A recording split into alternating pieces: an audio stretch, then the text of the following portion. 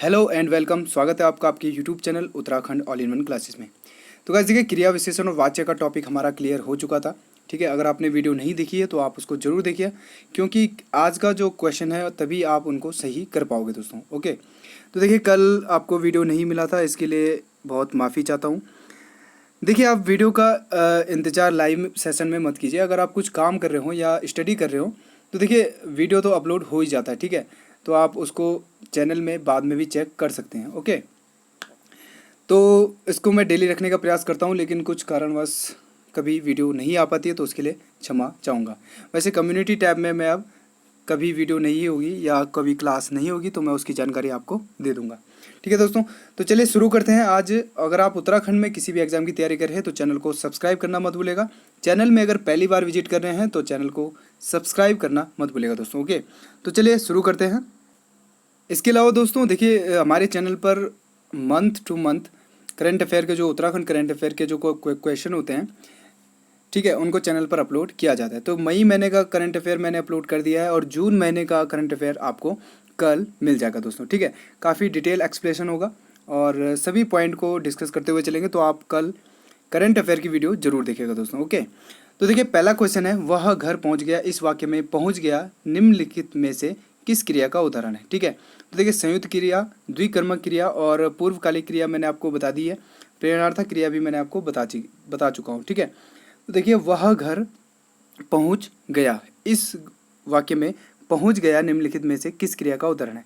तो इसका right answer हो जाएगा दोस्तों द्विकर्मक क्रिया। ओके, देखिए द्विकर्मक क्रिया में मैंने आपको बताया था जहाँ पे दो क्रिया एक साथ हों। ठीक है, तो देखिए पहुंचना और गया, ठीक है, यहाँ पे दो क्रिया आपस में हैं। ओके, तो यहाँ पे द्विकर्मक क्रिया हो जाएगी।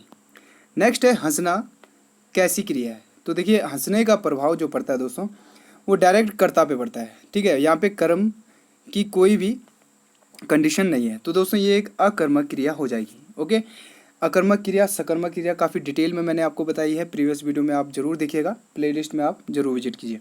नेक्स्ट है गाड़ी चलने लगी, इस वाक्य की क्रिया का रूप बताइए। तो देखिए गाड़ी चलने लगी, ठीक है, तो इसमें भी द्विकर्मक क्रिया हो जाएगी, क्योंकि इसमें चलने और लगी दो क्रियाएं आपस में जुड़ी हुई है। नेक्स्ट है निम्न में से कौन सी सकर्मक क्रिया है। तो आप बताइए कि निम्न में से कौन सी सकर्मक क्रिया है, आना, लेना, जाना या मरना। ठीक है, इनमें से कौन सी सकर्मक क्रिया है, तो आप कमेंट कीजिए। तो इसमें से राइट आंसर हो जाएगा दोस्तों ऑप्शन नंबर बी। ठीक है, जाना जो है एक सकर्मक क्रिया है, जबकि आना, लेना, मरना ये अकर्मक क्रिया है। ठीक है, यानी कि कोई सामान ले जाना, तो वहाँ पे कर्म होता है दोस्तों। ठीक है, तो पांचवा है निम्नलिखित में से कौन सी अकर्मक क्रिया है। तो यहाँ पे देखिए अभी ऊपर सकर्मक पूछा था, यहाँ पे अकर्मक क्रिया पूछा है। ठीक है, जबकि अकर्मक क्रिया हो जाएगा दोस्तों आना। ठीक है, तो आना एक अकर्मक क्रिया और जाना सकर्मक क्रिया हो जाएगी। तो नेक्स्ट है निम्नलिखित में से कौन प्रेरणार्थक क्रिया नहीं है। ठीक है, तो बताइए प्रेरणार्थक क्रिया इनमें से कौन नहीं है। तो रहना जो है इसमें प्रेरणार्थक क्रिया नहीं होगा, बल्कि चुभोना, भेजना, रखना ये सभी प्रेरणार्थक क्रिया हो जाएगी। सातवां है वह इधर उधर देख रहा है, इस वाक्य में इधर उधर शब्द कौन सी क्रिया विशेषण है। देखिए क्रिया विशेषण वह होती है जहाँ पे क्रिया की विशेषता बताई जाती है।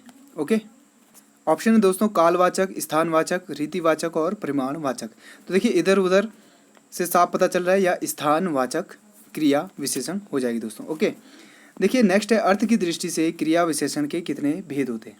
ठीक है, तो अर्थ की दृष्टि से क्रिया विशेषण के दो भेद होते हैं दोस्तों, सकर्मक और अकर्मक। ठीक है, नेक्स्ट है निम्नलिखित में से किस वाक्य में क्रिया विशेषण का प्रयोग है, यानी कि जिसमें क्रिया की विशेषता बताई गई हो। पहला है राम न पढ़ता है न खेलता है, दूसरा यदि वह आएगा तो मैं जाऊंगा, तीसरा है एक धनी है तो दूसरा गरीब, और डी है उमा पढ़ती है। ठीक है, तो देखिए क्रिया की विशेषता बताइए, राम न पढ़ता है और न खेलता है। ठीक है, क्रिया की विशेषता बताई गई है ना से। ठीक है, ठीक है दोस्तों। नेक्स्ट है तुम खा रहे हो, वाक्य में सहायक क्रिया है, तो बताइए इसमें सहायक क्रिया कौन सी है। सहायक क्रिया मैंने आपको बताई है जो किसी शब्द में किसी शब्द को बल देने के लिए उपयोग की जाती है। ठीक है, तो हो इसका राइट आंसर हो जाएगा ऑप्शन नंबर ए। ठीक है, जबकि खाना एक क्रिया हो जाएगी। ओके, वह खाना खाकर सो गया। तो देखिए ये मैंने आपको लास्ट जो ऑप्शन बताया था यानी कि पूर्वकालिक, वो नहाकर सो गया, खाकर सो गया, इसमें सभी में पूर्वकालिक क्रिया हो जाएगी। ओके, नेक्स्ट है मुख्य क्रिया के अर्थ को स्पष्ट करने वाली क्रिया होती है। तो देखिए बताइए मुख्य क्रिया के अर्थ को स्पष्ट करने वाली क्रिया क्या होती है। तो मैंने स्टार्टिंग में मैंने आपको बताया था, इसको कहते हैं दोस्तों सहायक क्रिया। ठीक है, मुख्य क्रिया के अर्थ को स्पष्ट करने वाली यानी कि जिसमें बल लगाने के लिए प्रयुक्त किया जाता है। नेक्स्ट है 13वां क्वेश्चन, जब क्रिया का प्रधान कर्ता होता है तो कौन सा वाच्य होता है। तो बताइए जिसमें प्रधान कर्ता हो, तो सिंपल है, वाच्य भी मैंने आपको डिस्कस किए थे, तो उसमें हो जाएगा कृतवाच्य। जिसमें कर्म हो उसमें कर्मवाच्य, और जिसमें कुछ भाव हो तो उसमें भाववाच्य हो जाएगा। ओके, नेक्स्ट क्वेश्चन है दोस्तों, राम खाना खाता है, इस वाक्य में कौन सा वाच्य प्रयुक्त होता है। तो देखिए राम खाना खाता है, मैंने आपको बताया था जहाँ पे कोई चीज़ कम या ज़्यादा होती है वहाँ पे कर्म वाच्य होता है। ठीक है, राम, देखिए खाने का प्रभाव किस पे पड़ रहा है, खाने का प्रभाव खाने पे पड़ रहा है, क्योंकि खाना कम हो रहा है दोस्तों। ठीक है, तो राम खाना खाता है, अगर यहाँ पे होता राम खाता है तो डायरेक्ट कर्ता पे प्रभाव पड़ना था, लेकिन राम खाना खाता है तो प्रभाव खाने पे पड़ रहा है, यानी कि ऑप्शन नंबर ए इसका राइट आंसर हो जाएगा। ओके, ऑप्शन नंबर ए यानी कि कर्मवाच्य यहाँ पे हो जाएगा। नेक्स्ट है राम राधा से गाया नहीं गया। तो मैंने आपको बताया जहाँ पे भी आपको नेगेटिव सेंस दिखे वहाँ पे आपको भाववाच्य टिक कर देना है। ठीक है, भाववाच्य इसका राइट आंसर हो जाएगा। नेक्स्ट है वहाँ वर्षा हुई होगी, इस वाक्य में कौन सा काल प्रकट होता है। ठीक है, तो वहाँ वर्षा हुई होगी, तो यहाँ पे संभाव्य है, यानी कि संभवतः वहाँ पे हुई होगी, तो यहाँ पे संभाव्य काल होता है। ठीक है, अगर संदिग्ध की बात करें तो उसने खाना खाया होगा या नहीं। ठीक है, तो ये संदिग्ध होता है। ठीक है, पूर्णभूत की बात करें वह खाना खा चुका है, तो वहाँ पे पूर्णभूत हो जाएगा। निम्नलिखित में से किस वाक्य में क्रिया वर्तमान काल में है। तो प्रेजेंट टेंस में आपको बताने की कौन सी क्रिया, उसने फल खा लिए थे, मैं तुम्हारा पत्र पढ़ रहा हूँ, अचानक बिजली कौन उठी, कल वे आने वाले थे। तो no doubt option number B इसका राइट आंसर हो जाएगा, यही प्रेजेंट टेंस यानी कि वर्तमान काल में है। नेक्स्ट दोस्तों, निम्नांकित में से किस वाक्य में क्रिया विशेषण का प्रयोग नहीं है, यानी कि क्रिया की विशेषता किस सेंटेंस में नहीं बताई गई है।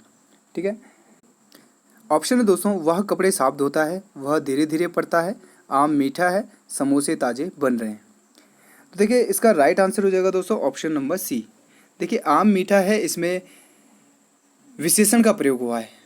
ठीक है, ना कि क्रिया विशेषण का। जबकि वह कपड़े साफ धोता है, धोने की क्रिया विशेषता बताता है साफ, धीरे धीरे पड़ता है तो धीरे धीरे इसमें क्रिया विशेषण हो गया, और बन रहे हैं तो इसमें ताजे जो है वो क्रिया विशेषण हो जाएगा।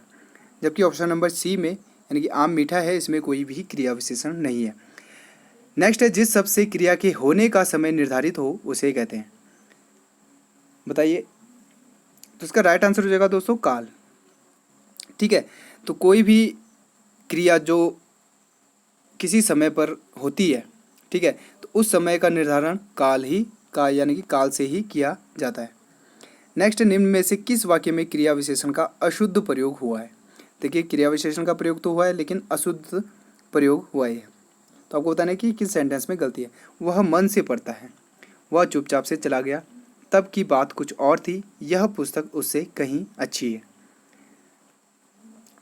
ठीक है, तो इसका राइट आंसर हो जाएगा दोस्तों ऑप्शन नंबर बी, वह चुपचाप से चला गया, जबकि यहाँ पे होना था वह चुपचाप चला गया। ठीक है, तो ऑप्शन नंबर बी इसमें राइट आंसर हो जाएगा। 28वां क्वेश्चन है किस वाक्य में क्रिया विशेषण का प्रयोग नहीं हुआ है। तो अगेन क्रिया विशेषण आपको बताने की किस में प्रयोग नहीं हुआ है, तो ऑप्शन नंबर ए इसका राइट आंसर हो जाएगा, ऑप्शन ए यानी कि राम जाता है। ठीक है, यहाँ पे अगर होता कि राम धीरे धीरे जाता है, राम तेज जाता है, ठीक है, राम चुपचाप जाता है, तो यहाँ पे क्रिया विशेषण हो जाता है। नेक्स्ट है निम्न में से किस वाक्य में क्रिया विशेषण अशुद्ध रूप से प्रयुक्त हुई है। तो यहाँ पे भी आपको बताना है कि किस वाक्य में क्रिया विशेषण अशुद्ध रूप से प्रयोग हुई है। तो इसका राइट आंसर है ऑप्शन नंबर बी, मानसिक दास्ता सदा काल से चली आ रही है। ठीक है, मानसिक दास्ता सदा काल से नहीं, सदैव यानी कि सदैव चली आ रही है, ऐसा होना था। ठीक है, नेक्स्ट है किस वाक्य में क्रिया वर्तमान काल में है। तो बताइए वर्तमान काल में कौन सी क्रिया है। उसने फल खा लिए थे, तो ये तो नहीं होगा। मोहन जा रहा है, तो मोहन जा रहा है ही इसका राइट आंसर हो जाएगा। ठीक है, क्योंकि ये वर्तमान काल में हो जाएगा। नेक्स्ट है चिड़िया आकाश में उड़ रही है। वाक्य में उड़ क्रिया किस प्रकार की है? आपको बताने की उड़ना जो है वह एक सकर्मक क्रिया होती है या अकर्मक क्रिया? तो इसमें दोस्तों अकर्मक क्रिया होती है। देखिए चिड़िया उड़ती है तो उड़ने का डायरेक्ट जो प्रभाव पड़ता है वो चिड़िया पर पड़ता है, यानी कि कर्ता पे पड़ता है। तो जहाँ पे ठीक है कर्ता होता है, कर्ता प्रधान होता है, वहाँ पे अकर्मक होता है। जहाँ पे कर्म प्रधान होता है वहाँ पे सकर्मक होता है। नेक्स्ट है उमा नौकर से दूध मंगवाती है। ठीक है, उमा नौकर से दूध मंगाती है, वाक्य में कौन सी क्रिया है? तो इसका राइट आंसर हो जाएगा प्रेरणार्थक क्रिया। देखिए प्रेरणार्थक क्रिया वहाँ पर होती है जहाँ पे किसी से काम करवाया जाता है। ये आपको ट्रिक याद रखनी है। ठीक है, प्रेरणार्थक क्रिया आपको वहाँ पे याद रखना है जहाँ पर किसी से काम कराया जाता है। ठीक है, या किसी को काम करने के लिए बोला जाता है किसी के द्वारा। नेक्स्ट है संज्ञा अथवा विशेषण से बनने वाली क्रिया कहलाती है। तो आपको बताना है कि संज्ञा अथवा विशेषण से कौन सी क्रिया बनती है। और मोस्ट इंपॉर्टेंट क्वेश्चन दोस्तों, इसको ऐड करने का मेरा यही रीजन था। तो इसका राइट आंसर हो जाएगा दोस्तों ऑप्शन नंबर बी। ठीक है, नाम धातु क्रिया। तो देखिए संज्ञा अथवा विशेषण से जो क्रिया बनती है उसको नाम धातु क्रिया कहा जाता है। नेक्स्ट है नीता कपड़े धोती है, वाक्य में क्रिया है। तो नीता कपड़े धोती है, इसमें क्रिया है दोस्तों सकर्मक। ठीक है, क्योंकि इसमें धोने का प्रभाव कपड़े पर पड़ता है।